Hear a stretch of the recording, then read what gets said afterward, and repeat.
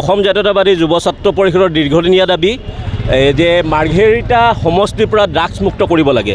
নিষিদ্ধ যি brown sugar হেৰইনকে প্ৰমুখ্য কৰি যিসমূহত ড্ৰাগছৰ যি অবৈধ প্ৰচলন চলি আছে, বিভিন্ন অভিযুক্ত ড্ৰাগছ মাফিয়া আচলতে তেখেতসকলে একদম মানে সুন্দৰভাৱে তেখেতসকলৰ নিজৰ ড্ৰাগছৰ বেয়া চলাই আছে।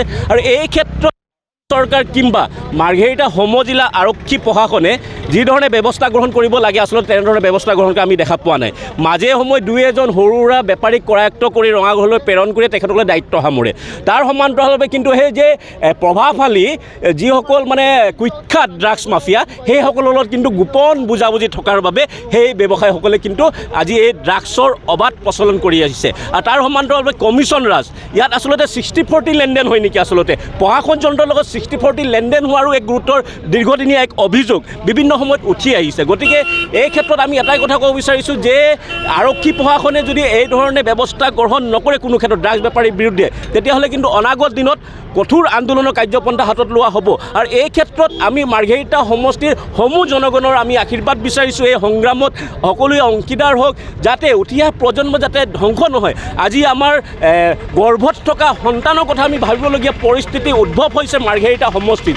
গতিকে এই যে সন্তানটো যেতিয়া পৃথিৱীলৈ আহিব, এই ড্ৰাগছে যে চানি ধৰিছে সমগ্ৰ মাৰ্ঘেৰিটা বিধানসভা সমষ্টি, সেই ড্ৰাগছৰ পৰা হাৰি যাব জানো আমাৰ সন্তানটি? গতিকে আমাৰ নিজস্ব সন্তানৰ কথা আমি ভাবিব লাগিব, উঠি অহা প্ৰজন্মসমূহৰ কথা আমি ভাবিব লাগিব। গতিকে সকলোলৈ এটাই অনুৰোধ, এটা কাটৰ অনুৰোধ জনাইছোঁ যে আপোনালোকে এই সংগ্ৰামত চামিল হওক।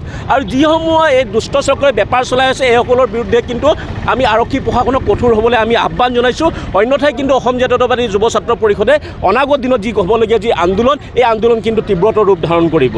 আজি কাৰ্যসূচীৰ যোগেদি আমি এটা কথা স্পষ্ট দিব বিচাৰিছোঁ যে মাৰ্ঘেৰিটা মহকুমা, আমাৰ মাৰ্ঘেৰিটা সমজিলাত যিদৰে আচলতে ড্ৰাগছৰ অবাধ প্ৰচলন চলি আছে, এই অবাধ প্ৰচলন কিন্তু বন্ধ হ'ব লাগিব। আজি আমাৰ যুৱ ছাত্ৰ পৰিষদে আমি এই আন্দোলন কাৰ্যসূচী আমি হাতত লৈছোঁ।